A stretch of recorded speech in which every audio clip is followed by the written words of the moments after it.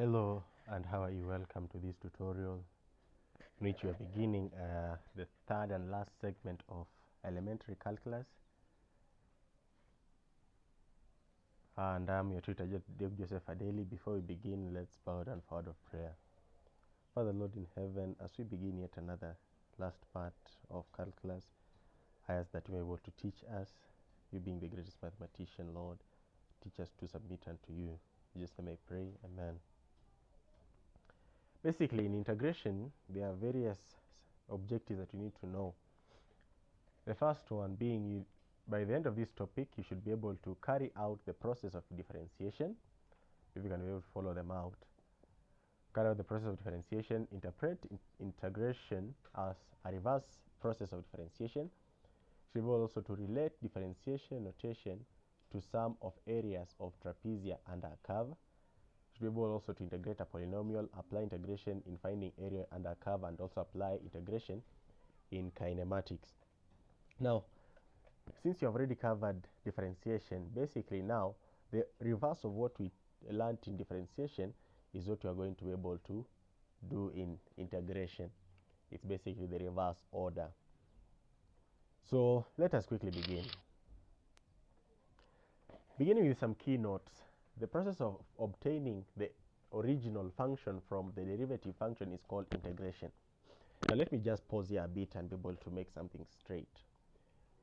Though we are not going to cover this in detail in the last tutorial for elementary calculus, it's good to be able to define some terms. Integration, differentiation, integration, differentiation. Now differentiation comes from the term difference.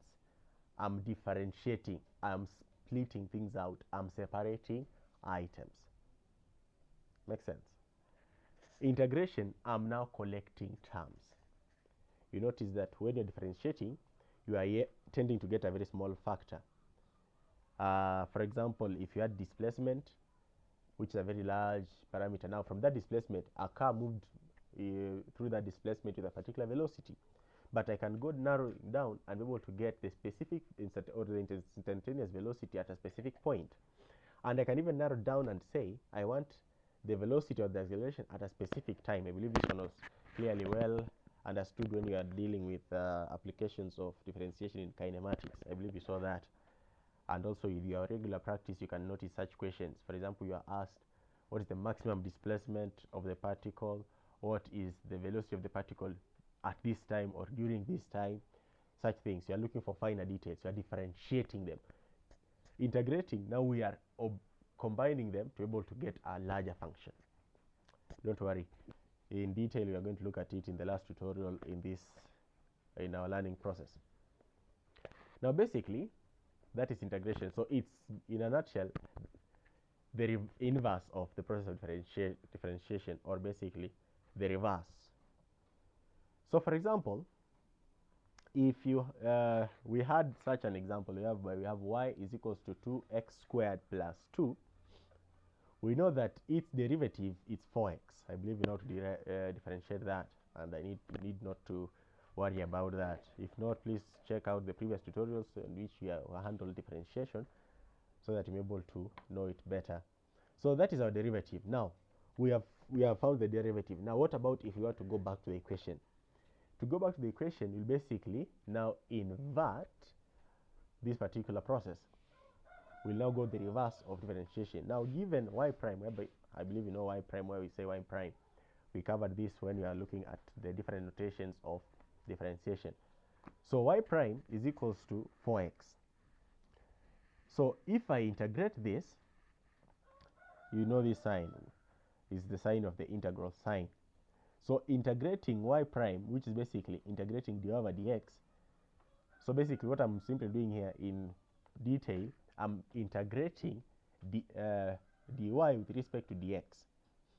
So I'm integrating a very small function of y with respect to x. So we have 4x. So if I integrate 4x, it will be equal to 4x raised to the power 1000. Now let me explain something here. When you're differentiating rather, let me begin with that. We were able to notice that you basically subtract the power by 1 and then divide by the new power, which is, for example, here it will be 1. And then you also multiply this particular power there. So if you multiply there, basically, in fact, this one is not there. It's not dividing, sorry for this. You basically multiply the original power by the coefficient of x, and basically it reduces the power by 1. Now, in integrating now, we basically increase the power by 1 and divide everything, or that particular term, by the new power, which here, for example, it's now 4x power 1 plus 1, which is divided by 2, plus c. Now, this is something you never need to forget. There's a constant c that is always there. So our new equation then will be y is equals to 2x squared plus c. That will be our new equation. Now you may wonder, these two are not similar. With the original equation was y is equals to 2x squared plus 2. The reason is this. We are having what we call here an indefinite integral. An indefinite integral will have a constant, but that constant will not be known until the integral is definite. So not these two terms, definite integral and indefinite integral. This here, what we have here is an indefinite integral. So we'll always remain with a constant c and a non-constant. Now, to integrate a function, we do term by term. I believe you have seen what we did. Do term by term, only that this was the question that we had only one term. So if you have various terms, you'll do it term by term. So we are going to look at various examples before we close the tutorial. So add 1 to the index and divide by the new index. I've stressed that. Finally, before you say that you have found an answer, add arbitrary constant, say c, to represent the constant that would become 0 when differentiating. Now let's go back a bit. Notice when we differentiated 2, it came up to 0. So this c stands for any particular constant that when you differentiated came to 0. We cater for it. So that is what we are simply saying here. The constant represents that particular term whereby if you differentiate it, it becomes 0. So integration is denoted by the symbol, that particular symbol, which is the integral sign. So in general, integration is done in the following way. Sorry for that. It's a grammatical error. So basically, the formula for integrating is I'll basically find the integral of my equation with respect to the independent variable, which is basically x power n plus 1 divided by the new power, which is n plus 1, plus a constant c, when n is not equal to negative 1. When it's equal to negative 1, notice you'll only have what?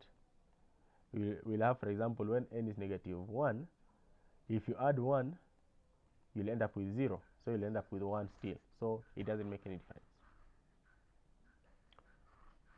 Now, this is the rule of differentiation. 1. Integration is done term by term.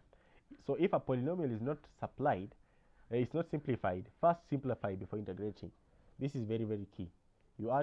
Before you start integrating or differentiating anything, please simplify it out until to the simplest form before you integrate or differentiate. It's not only for integration but for differentiation too. We covered that there. So I believe you are quite good in that. Next, when there are no limits or basically a specific range in which we are integrating, notice we said in integrating we are basically combining terms. In differentiating, we're basically splitting out terms, but it's for a specific range. So if there's no specific range, the result is indefinite integral. If the limits are specific, the result is a definite integral. So if I just have my integral sign here, for example, I'm integrating, let's say, x squared. This is an indefinite integral. But what if I come and say, I'm integrating from 0 to 2. I have a particular range from whereby x is equals to 0 and up to where x is equals to 2. That's what I'm doing. Now let's look at examples from what you've basically done. Find the integrals of the following. 1, dy over dx is equals to 4x cubed plus 3x squared. Then the next is that question. But now Notice the difference. This will give you an indefinite integral. This will give you a definite integral. So if you don't mind, you may pause the video and be able to tackle those two questions before we continue. Having in mind that you have an answer right away, if I basically begin with that, we'll basically have that. I'm sorry, I'm beginning the wrong question. I need to have it began with this other one. So let me have just all of them there. So here we have, if we differentiate, if we integrate dy over dx, this should give you 4x, will give you this particular function here. And remember the constant c. So finally, because dy over dx will basically give you the constant y, so y will be equal to x power 4 plus x cubed plus c. I believe you have noticed that we had 4x cubed. If I basically have everything here, you'll have that it's 4x power 4 divided by 4 plus 3x power 3 divided by 3 plus c. It ends up to that. Similarly, we have the same equation here, whereby now we have limits. So this is from 0 to 2, whereby this is basically equal, this is x. So we are integrating from x is equals to 0 up to where x is equals to 2. You are allowed to be able to have this particular x equals to that in that particular function, or you can just have them as 0 and 2. It doesn't mind. The main thing you should remember is that the limits are usually for the independent variable.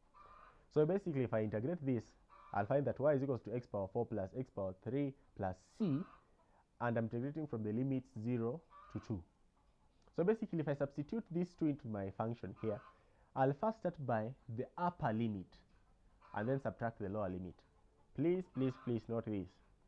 When you have limits and you're now substituting, you'll have two equations, whereby you'll substitute the first limit and then subtract the second limit. For example, here we have 2 power 4 plus 2 power 3 plus c. Everything must subtract the second integral function. So if I simplify everything, you'll find that I'll have 24 plus c minus 0 plus c. So if I simplify it out, you'll have that c will subtract with c, and 24 plus 0 will basically give you 24. So y is equals to 24. That is the function, or basically that is the collective of functions of y between 0 and 2. If you can notice something there, if you reduce this limit, for example, try doing it from 0 to 1, you'll notice that the functions will, the terms will reduce. For example, if for 0 to 1, you can just pause the video before I say the answer. Now, hoping that you have tried the limit, for example, from 0 to 1, you notice that here we'll have 1 plus c, you'll have 2 plus c minus c. So basically, I'll have y will be equal to 1. So my terms are basically included them to create a larger function. Instead of now splitting out and getting every small detail, I'm now looking for the cumulative detail of y, for example, whereby that will be equal to that. Now, something you need to notice is that the concept of definite integral is used to find the area under a curve. So hold on to it. For example, if we had this equation representing a particular region, whereby we want to calculate the area in which it is having, if I integrate from 0 to 2, I'll basically now have my area as 24, but now not 24 only, but there will be specific units here. So that is basically what you need to know. So if this, for example, is the length and other things, if you integrate using that function, you'll get the area. And it's not only area, but at some point you can also be given a function whereby you'll get also the volume. But most of the time you'll be given for area and other things. So know that that is the work of integration, collecting functions. Now, exercise. Integrate the following functions. Number 1, dy over dx is equals to x minus 1 squared and multiplied by x plus 3, and finally also that. Hoping that you have now something at hand. In the first case, I'll start by simplifying this particular function. I'll end up with x power 3 plus x squared minus 5x plus 3. I believe simplifying and opening brackets is not a problem. So with that, if I integrate this, I'll basically have the following. Y is equals to x power 4 plus x power 3 plus divided by 3 minus 5 over 2 x squared plus 3x plus c. That is what you shall have. This is an indefinite integral. Next, I'll also start by simplifying this. Notice this is an identity of algebra. If I simplify that out, you should have x plus 1 divided by x minus 1. So x minus 1 will cancel out, and then if I simplify everything out, we'll remain with x plus 3 multiplied by x plus 1, and you'll have that. So integrating this will be able to give you y is equals to x cubed divided by 3 plus 2x squared plus 3x plus 2. Here we had 4x squared divided by 2, whereby you believe you can see how that thing's coming out. So that is basically what we shall be able to have in our introduction to integration. Otherwise, success in your preparation. May God bless you abundantly. Keep on practicing integration. Let's meet in the next section. May God bless you abundantly and success in your preparations.